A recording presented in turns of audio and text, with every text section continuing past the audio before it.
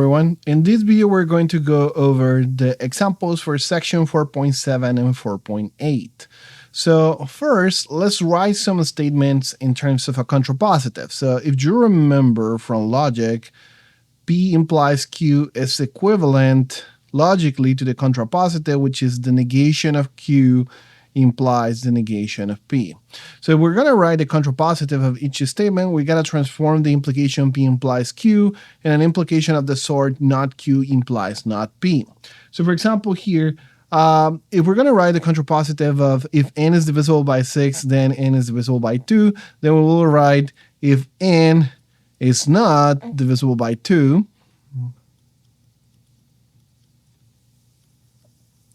then is not divisible by 6. It's not divisible by 6. Here on B, if we're going to write the contrapositive of if x bigger than 5, then x squared is bigger than 25, we will write if x squared is less or equal than 25, then x is less or equals than 5. If we're going to write a contrapositive of if a is irrational, then square root of a is irrational, we will write if a square root of a is rational, then a is rational. Notice that being rational is the opposite of being irrational, so that's why it works in this case. Now, if we're going to write the contrapositive of if n squared is odd, then n is odd. I'll write if n is even, then n squared is even. And this is just used here because even is the opposite of odd. Now, contrapositive is something that we can use to prove things. So for example, we can prove by contraposition that if n squared is odd, then n is odd. This is something that we mentioned in the past where we can kind of prove it. So by contraposition, I'm going to write by CPN, I will try to prove for all n that belongs to the integers, if n is even, then n squared even. That'll be the true by contrapositive that I'll have to do. So, and this is easy to prove because then my assumption is n even, and that belongs to C n even. Then my definition of the assumption is that n is equals to k, with k that belongs to certain integers. Then I go with my manipulation. My step 3 will be the manipulation, which will be that n squared is just going to be 4k squared. But I can see that first k squared as twice 2k squared, or so on 2m, where 2k squared, of course, is going to be an integer since k is an integer, and so that m is an integer. And so here we got to the definition of the conclusion, which is my step 4. And so my step 5 will be declaring n squared is even, and that is my conclusion. Okay. Now, we also, in this section, we're not only checking proof by contraposition, but we're also proving proof by contradictions.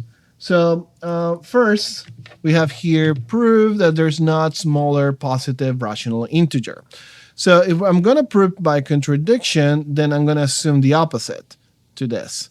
Like, so first, let's assume there is a smallest rational number, a smallest positive R that belongs to Q. So by definition, since R is rational and positive, I can consider the number S equals R over 2. Now notice because R belongs to Q and 2 belongs to the integers, then S is going to be a rational number. Okay, this implies that S is a rational number. Now, also, we have that S is also going to be positive since R is positive. But we have that S, which is R over 2, is less than R. And so this contradicts the assumption that there's a smallest positive R, because we just found another one that is smaller. So this is a contradiction. And so because this is false, then the original must be true, and there is no positive, the smallest rational number. Then, and I'm going to call it this P, then P is true. Okay, so now let's go with another contradiction. This is going to be also the same proof for question 6. So this is pretty much the same proof. Notice that showing that there's no rational number, so that R squared is 3, is equivalent to prove that a square root of 3 is irrational. Okay, so they're both this ways of writing the same thing. So both 4 and 6 are going to have the same proof. So the way that I go about this is the same way that you should prove that square root of 2 is irrational. So you assume that square root of R squared is 3.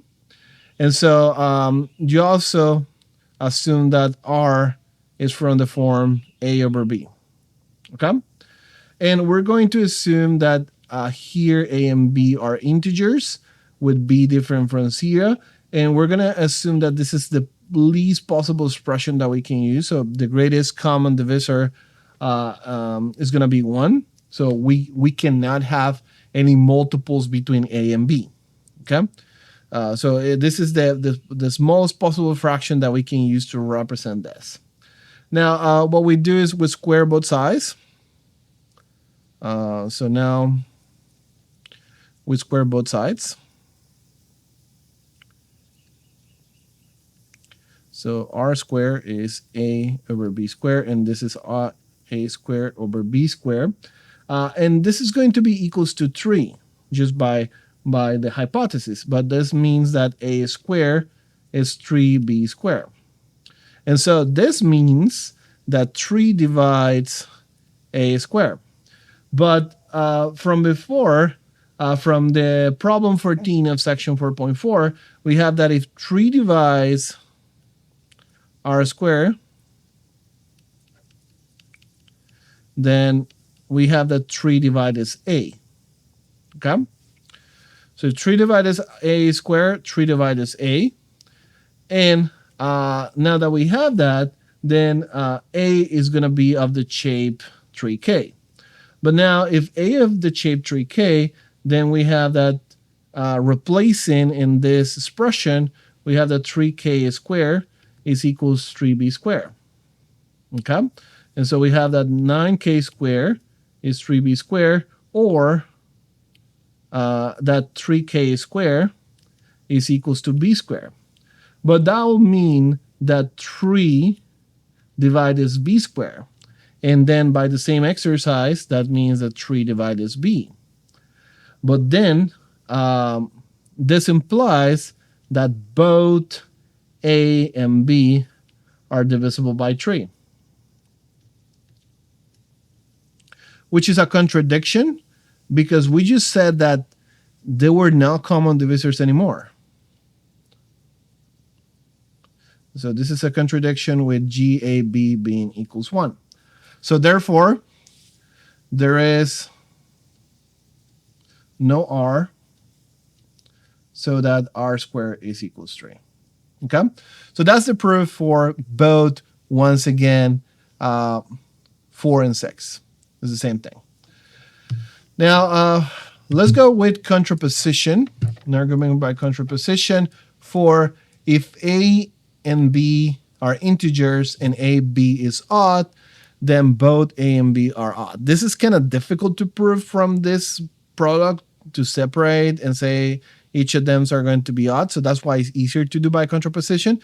Notice that by contraposition, this will be if a, b are integers and a, b even, then a times b is even. Okay, we can prove that. So the first is the assumption, a, b even. The definition of the assumption, a is going to be 2k and b is going to be 2l for k, l that are in the integers. The manipulation, step number 3, will be a times b, which will be just 4kl. Or I can see this as twice 2kl, which I can be as 2m. And notice that m is an integer, because m is 2kl. K is an integer, l is an integer. So since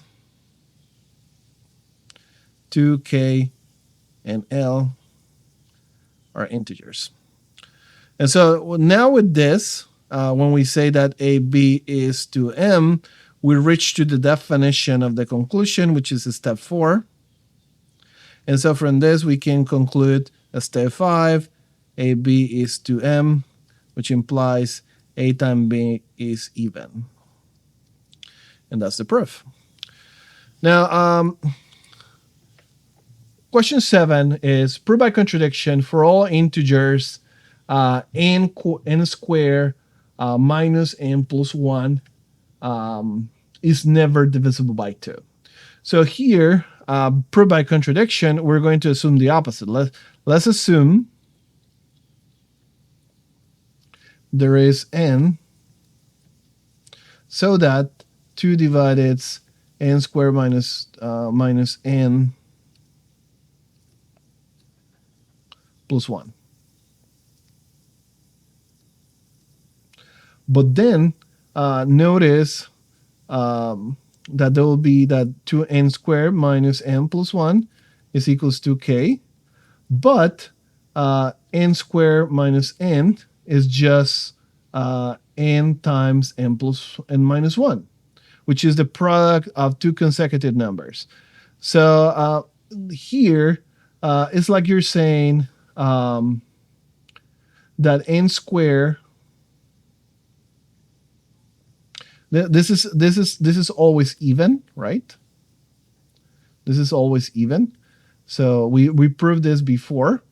Now this will mean that n squared minus n will be something of the form plus 1, right? Will be something of the form 2n plus 1. This is the only way that we have that this is odd, right? Sorry. So if we have n squared minus n, we have that as the form 2k plus 1 or 2m plus 1, right? Which is odd. But at the same time, we're saying that this is even by previous exercise. This is proof in 4.5. So what this concludes is a contradiction, because we're reaching the fact that it's even and odd at the same time.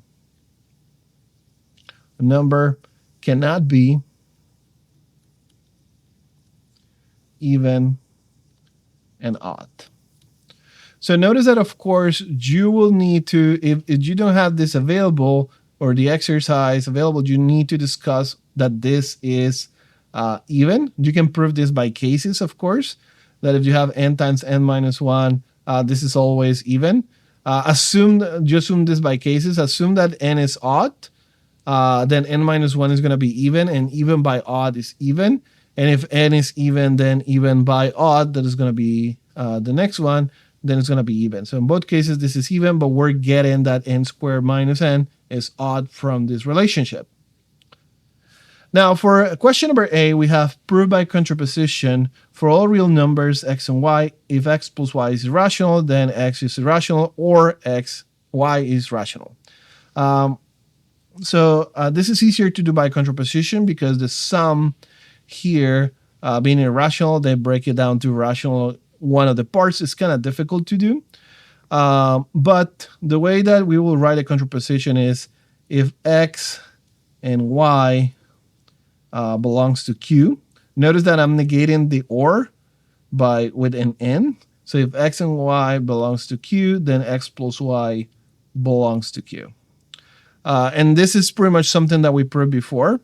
So first, if XY belongs to Q, then X has the weight A over V, and Y has the weight C over D, with A, B, C, D that belongs to the rationals, and B, D different from 0. And so now the sum is just going to be AB plus CD, which is going to be AD plus BC over BD. Here, the product BD is different from 0 by the 0 sum product. And AD plus BC is also going to be an integer because of product and sum of integers. So we have that this belongs to the rational numbers. So with that, we prove the contrapositive, and then by contraposition, we prove the original statements. So those are things that you gotta say. Notice that in every proof that I'm doing, I always have the 5 steps. I'm not always mentioning the 5 steps. Here I have my assumptions. Here I have my definition of the assumptions. Here I have my step of manipulation. Here I have the definition of the conclusion. And then finally, I can do the conclusion in here. Always that I'm proving direct proof or contrapositive, I'll have my 5 steps. Sometimes the contradiction is a little bit more difficult to see the lines of steps, but I always having the steps. I'm always using the definition. And in the case of the contraposition, following the path of the direct proof, and in the case of the contradiction, always going from I have the negation of P. The negation of P is going to lead me to a contradiction, and so that's going to prove that P is true. All right, let's continue on part 2.